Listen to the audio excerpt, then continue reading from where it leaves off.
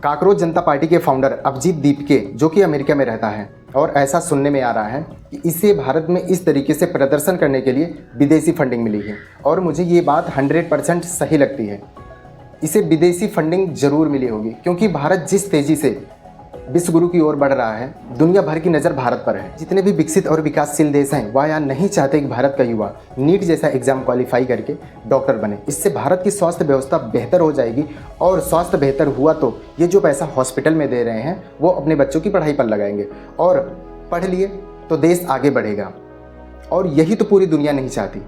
स्वास्थ्य देश के लिए कितना आवश्यक है, आप मंत्री जी से सुन लीजिए। हमारा मिशन हो कि हम बिहार को, देश को इतना स्वस्थ बना दें कि मेडिकल कॉलेज और अस्पताल बंद करने के कगार पर पहुंच जाए। ये संकल्प ले सकते हैं।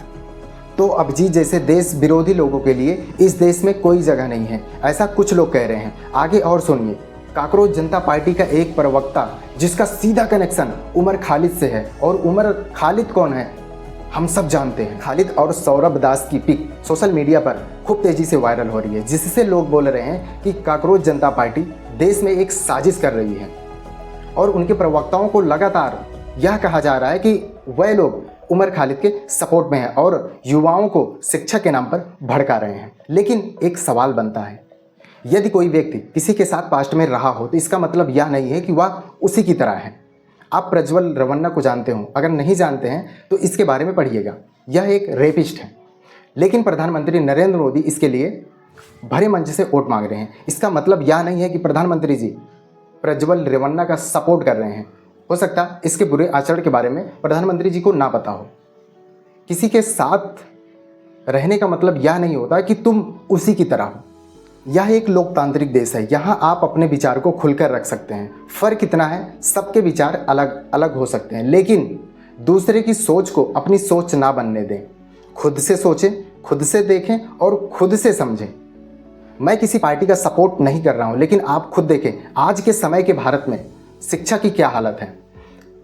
माँ बाप अपने बच्चों को सरकारी स्कूल में पढ़ाना नहीं चाहते, और प्राइवेट स्कूल की हालत हम सब जानते हैं। आज शिक्षा हमारे देश में महंगी हो गई है। आप किसी पार्टी, किसी व्यक्ति का सपोर्ट करो या ना करो, लेकिन अपने बच्चों की शिक्षा के लिए आवाज़ जरूर उठाओ। एक समय था हम 10 रुपये का रिचार्ज करवाते थे और 1 रुपया बचा लेते थे मिस्ड कॉल के लिए, और हमारा सिम एक्टिव रहता था। लेकिन आज के समय में हम 300 का रिचार्ज करवाते हैं और केवल 2 दिन बाद हमारे सिम पर किसी व्यक्ति का कॉल भी नहीं आ सकता।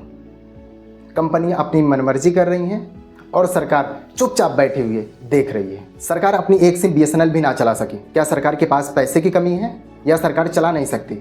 अगर सरकार चाहे तो 1 महीने के अंदर में पूरे भारत में बेहतरीन नेटवर्क फैला सकती है, लेकिन नहीं, हमें इससे क्या लेना देना। हमने कभी इसकी मांग ही नहीं की, तो ये फिर हमें दे क्यों? मैं किसी पार्टी या किसी नेता का विरोध करने के लिए नहीं बोल रहा हूँ, लेकिन अपने हक की आवाज़ जरूर उठाओ। अगर अपने हक की आवाज़ उठाना देश विरोधी है तो हमें खुद को लोकतांत्रिक कहना बंद कर देना चाहिए।